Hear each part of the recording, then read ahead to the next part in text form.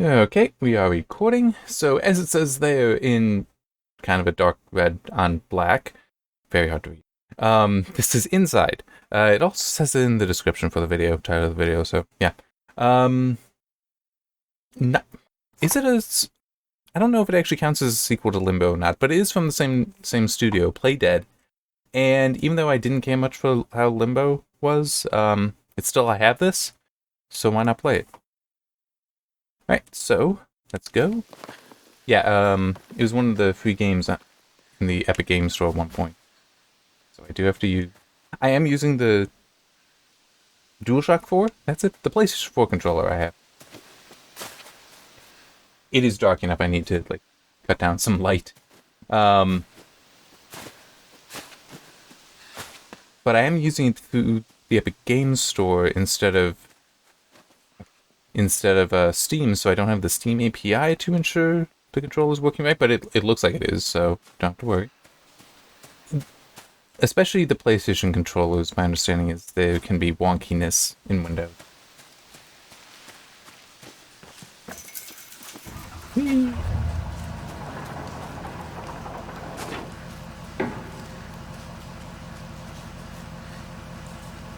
Actually, or...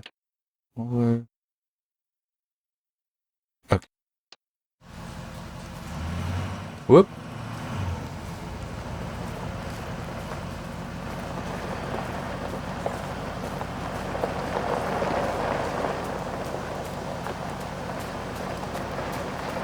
So yeah, because I didn't care much for Limbo, I don't really know what to expect here, if I will enjoy it or not.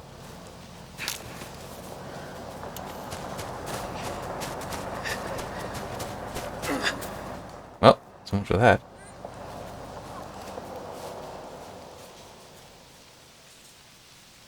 I don't think he died. I think it was just he was captured.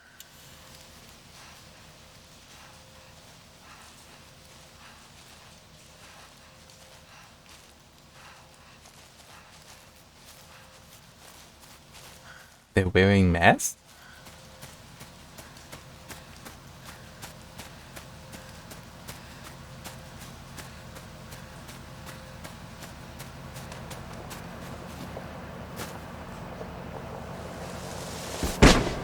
I mean, just the way it was lit up, I figured I had to interact with it, so it's just hitting buttons to do so. Whee! Ow.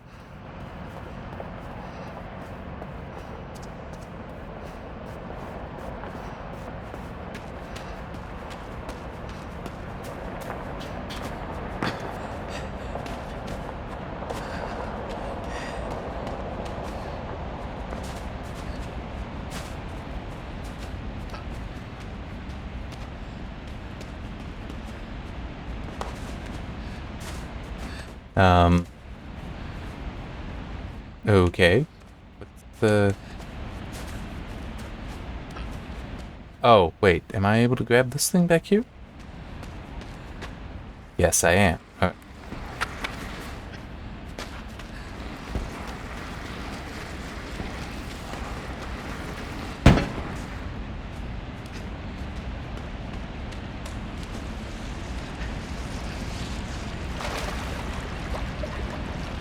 I am liking this aesthetic better than Limbo.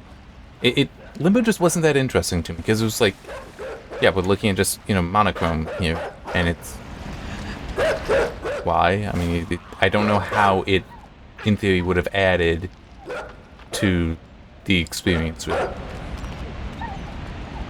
At least as far as story goes. Then I couldn't tell you what the story is to Limbo.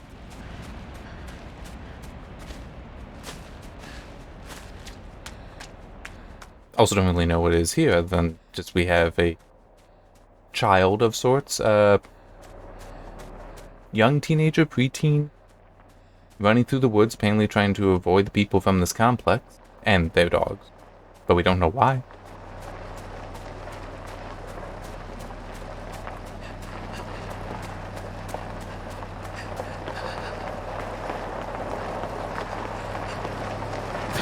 And back.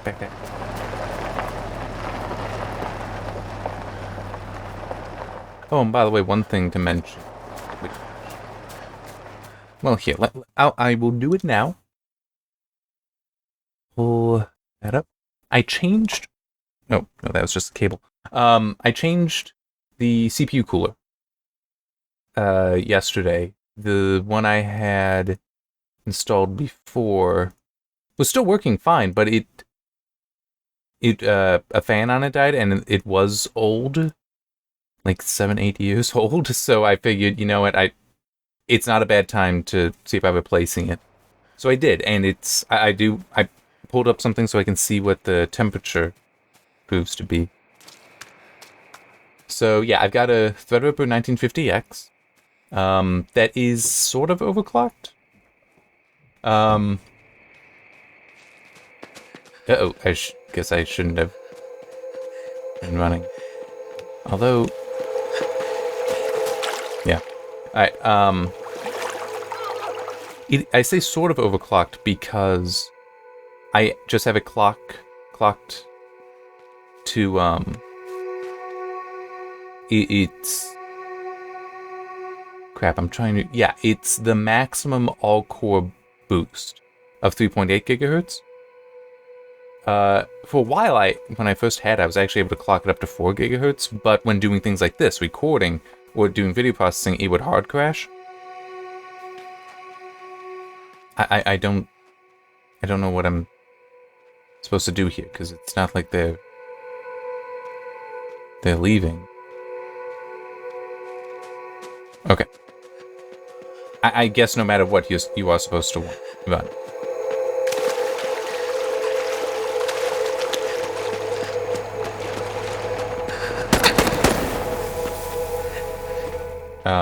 Okay, I really don't know what I'm supposed to be doing here, but anyway, I had an old, like, even when I first put it in this system, it was already a few years old.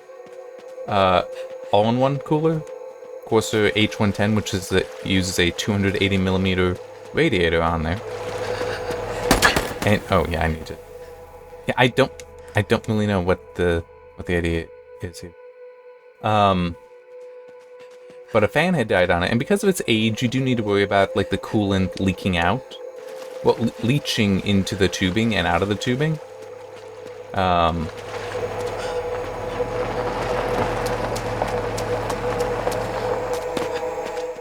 also, if the pump fails, you definitely have a problem.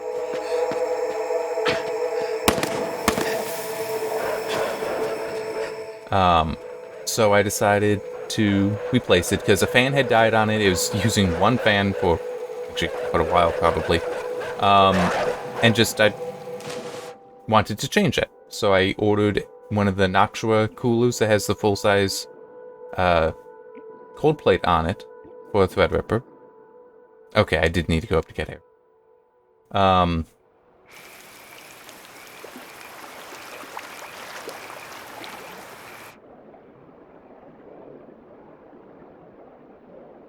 And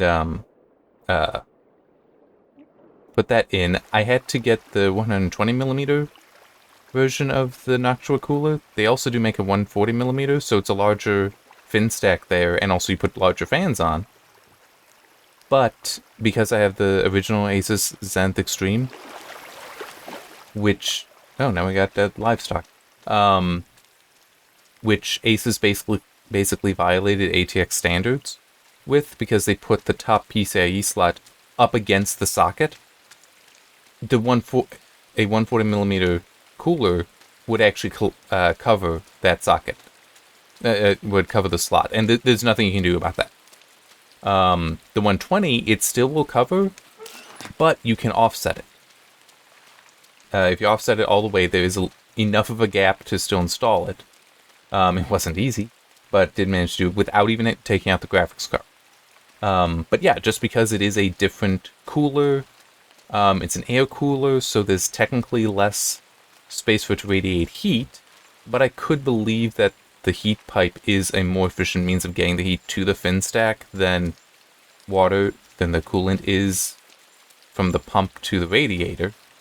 I'm curious to see what the temperature is at to being. And when I did a couple Cinebench runs, it went up to about 70. it didn't. I think it hit 71, yeah, a little bit, but it's like it looks like that might be where it caps at, like 70, maybe a little bit above that, but with a particularly sustained all-core load. But I'm that's fine. I think it technically throttles. It throttles at either. Okay, I guess I need to do something else first. It throttles at either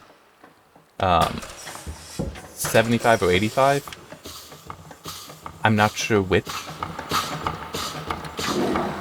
Because, for those of you that don't know, at least initially, I don't know if it still is the case, AMD has a offset, thermal offset applied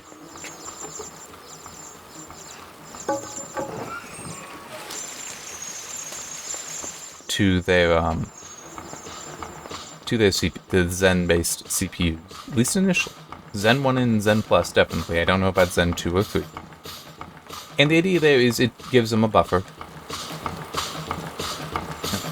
So,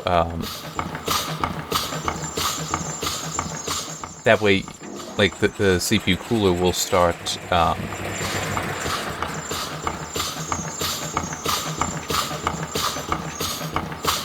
I don't like this plan. This seems like a horrible and mean plan, but yeah.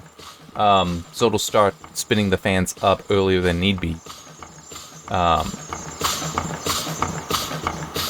So I don't remember if that 85 is the, somehow they survived that, is the actual throttling point, and 75 is just what the offset puts it to, or if it is, actually just 75, but it should be fine. It is quieter, because when that 140 millimeter fan spun up, it was loud. And I actually did have a spare 140 millimeter fan from when a fan had died previously, and Corso sent me the wrong one. It's understandable, by the way, how that happened. It still was their mistake, but it is somewhat understandable. I put that in the top of the case. Had to hook up a besides that, the Noctua cooler, I also ordered 2 Noctua fans to put on there. The A1225s, which are their best fan currently, at least in the 120 millimeter size. So it should be better cooling than if it were stock. But one of the things that they come with is I think it's a resistor is just set up in there on like a 10 centimeter long cable. And the idea with doing that, oh, I remember these, is to limit the,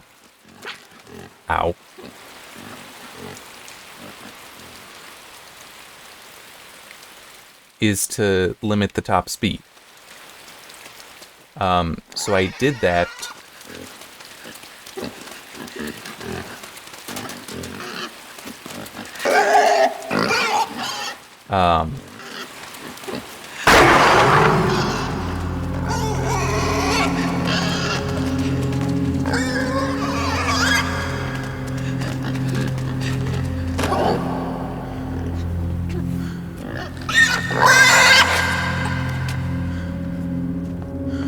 That was disgusting. And I do not know what I'm supposed to do. But I had to do that because the, that one fan was getting way too loud.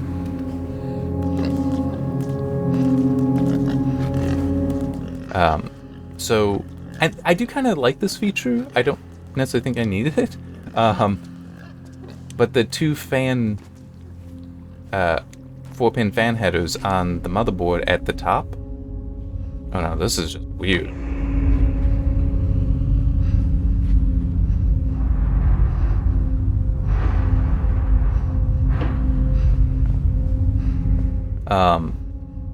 One is marked CPU fan, the other is marked There we go. CPU opt.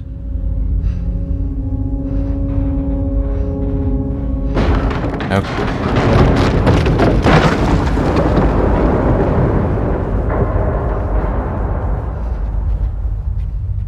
Figured get them in the sun. How do I get out? Okay. Holding down and hitting the grab button.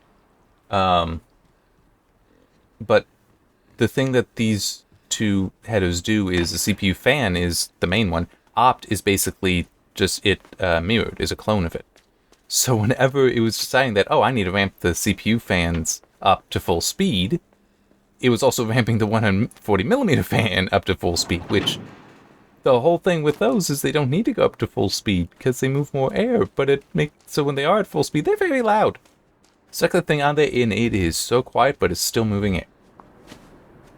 So, yeah. And the quick explanation for the whole Corsair's mistake.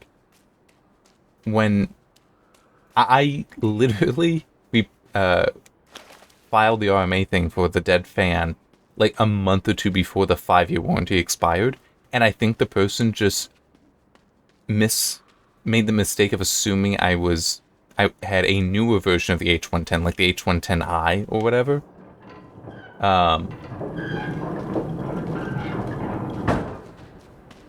Which uses these other fans. So they sent me one of those, and then it's like, I got it, and it's like, this is the wrong fan. Can I use it? Because I don't know if you actually can or should mix fans. Because they had, like, different speeds. So it's like they would be out of frequency, potentially. Yeah,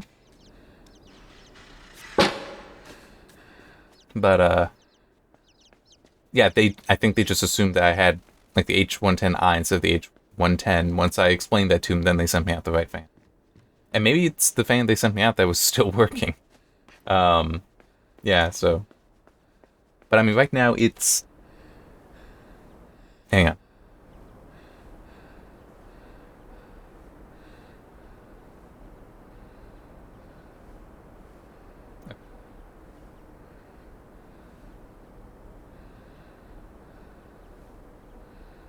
Sorry, wanted to have a window AC unit going a ways down. I had to turn that off to be able to hear.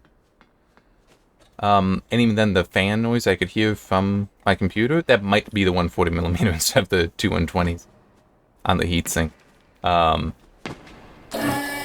But yeah, I do think I might actually... that it might actually be... Huh. Okay. Might actually be quieter than had before. As long as the temperatures are fine. Nothing wrong with that. Eeh. I jumped way too. Ugh.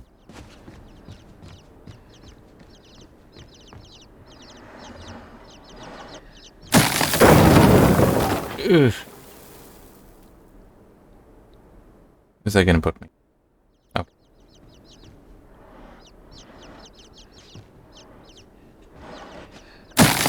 There we go.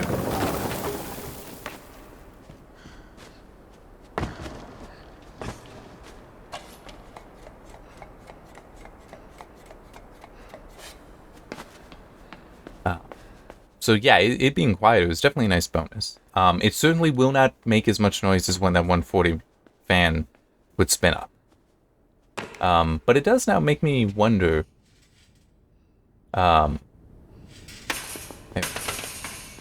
Just how. Okay, no idea. How efficient a 2-fan radiator, or even 3-fan radiator, would be with only one connected. And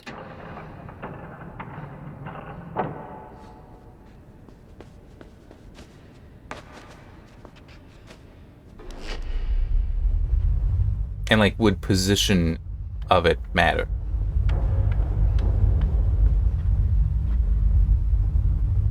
I don't know what the idea is. Oh, okay, I see now. Ooh, I'm gonna hate this.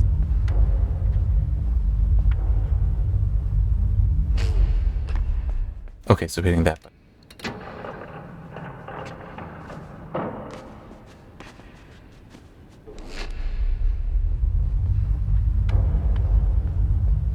Actually, yeah, this should work because it's the approximately, yeah, okay. I was thinking it would be more having to tweak it and tease it there. But yeah, I could see that just one fan can achieve a lot of cooling, even on something that's meant to hold two. But then it will also be interesting on which side.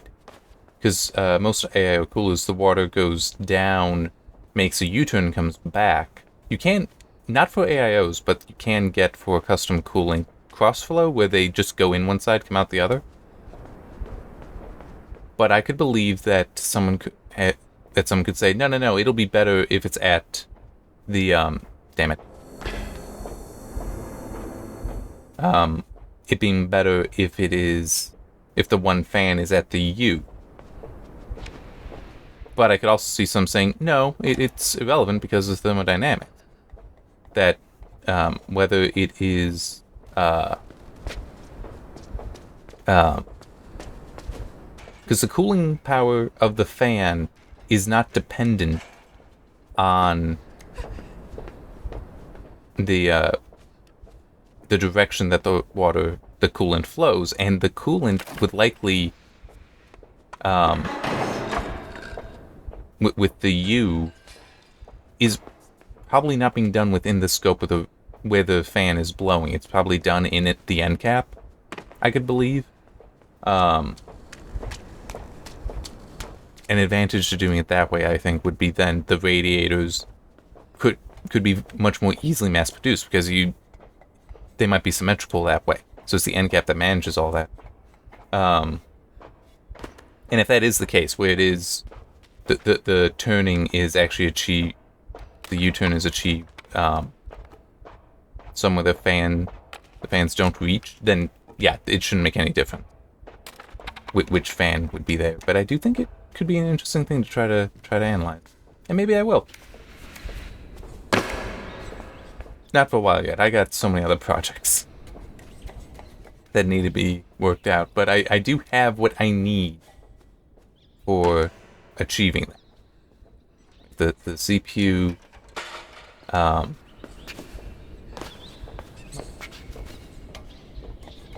the CPU thermal testing scripts would manage that.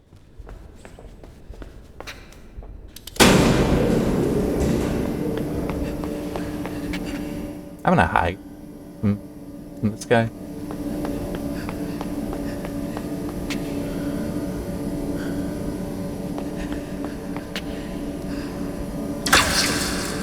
Ow! That was quick.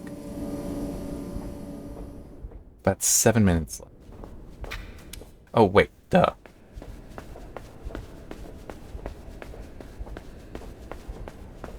I see what the puzzle is.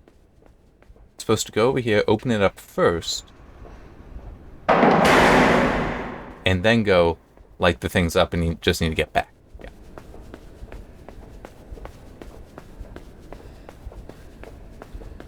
Separately, even without the whole experimenting with the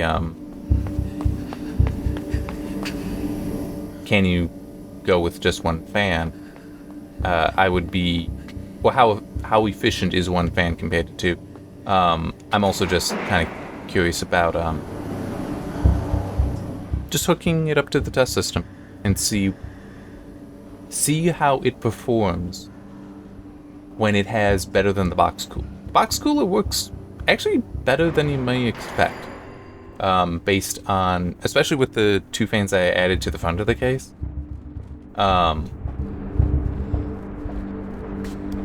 That having looked at that stuff, having seen that data before,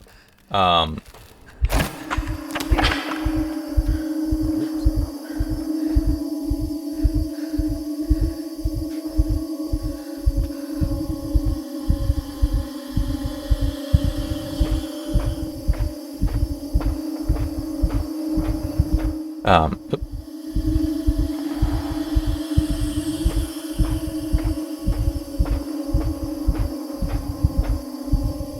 I was close.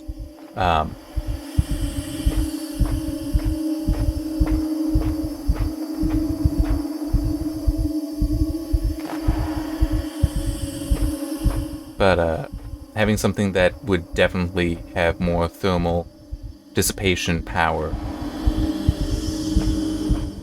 I think would be good.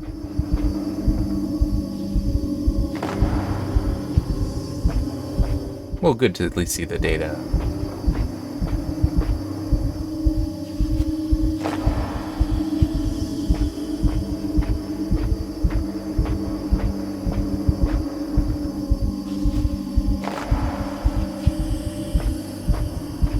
Somebody brought their baby for them.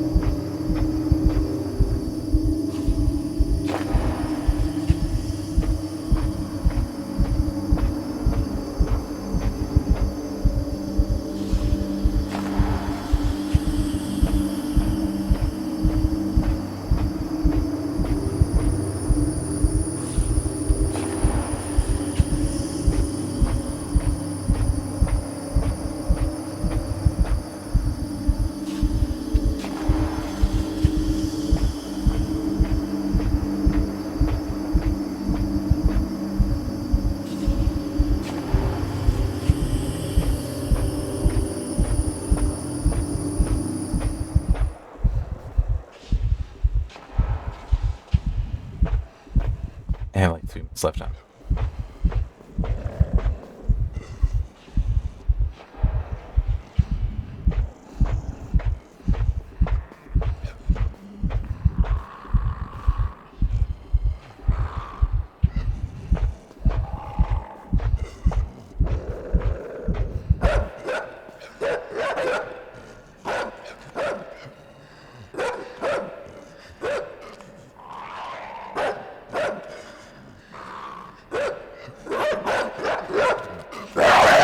Ah.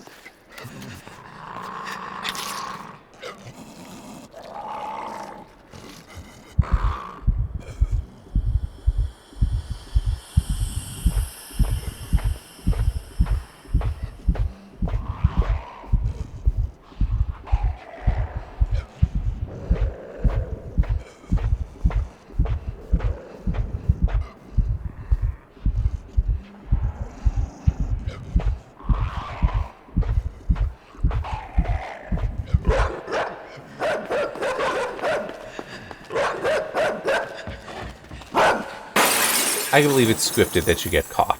So, like that. But you know what? I think this is a good time since I got about 2 minutes left to stop and get the next recording going. And also just looking at the temperature, it has a maximum of 60 C currently, so it's not surprising. The game isn't going to be that intense. The coding probably isn't all that intense either, because of how simple the game visuals are.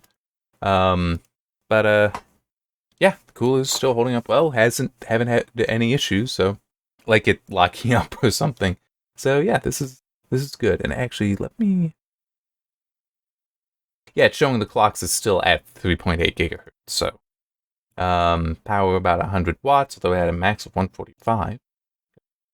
Yeah, so it is performing as I wanted to, which is well.